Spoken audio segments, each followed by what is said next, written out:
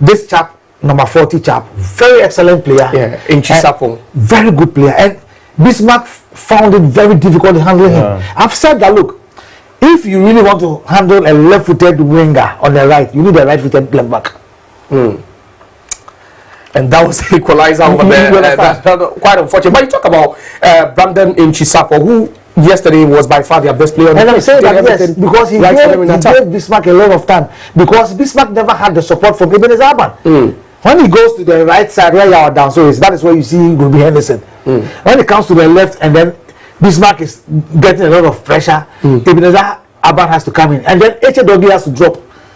Ismail Ado has to drop. And then Kwanzaa will be in front of them. So they still have their shape. But Obi Jr. loses possession. He doesn't fight for the ball again. So pressure comes to their midfielders. Exactly. And nations were doing more pressing in the second half.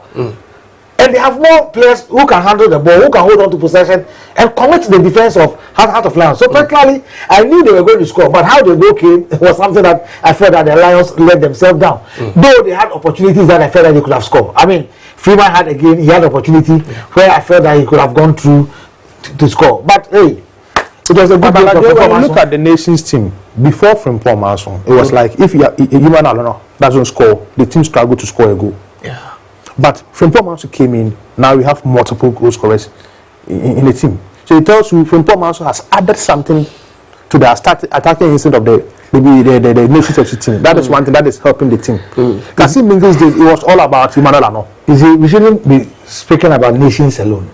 It's about Ghanaian coaches in the Ghana Premier League. Ghanaian coaches in the Ghana Premier League. I'm saying this because look, every coach is looking at his number 9, his target person. But I've said it many times on many platforms. You see, when you have wide areas, wide players creating opportunities and scoring. If Ano is scoring, Face Achawate is scoring. If your striker, probably if not your striker, you have a midfielder, Prince Badu scoring. How many goals do you have on the field of play? Quite a lot. If Obi Jr. from the right is scoring, if Freeman is scoring, you have midfielders. Dogley Kwanzaa is scoring.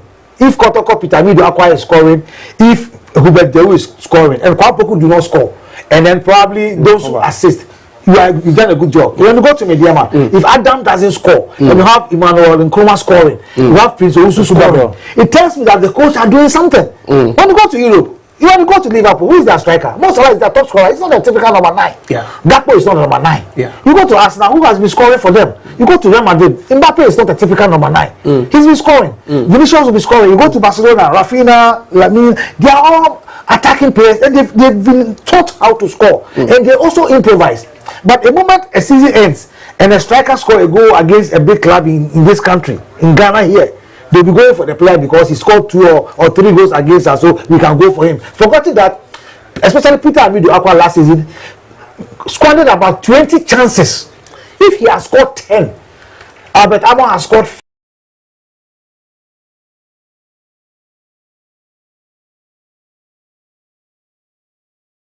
At the end of the day, our coaches also need to improve other players around their strikers.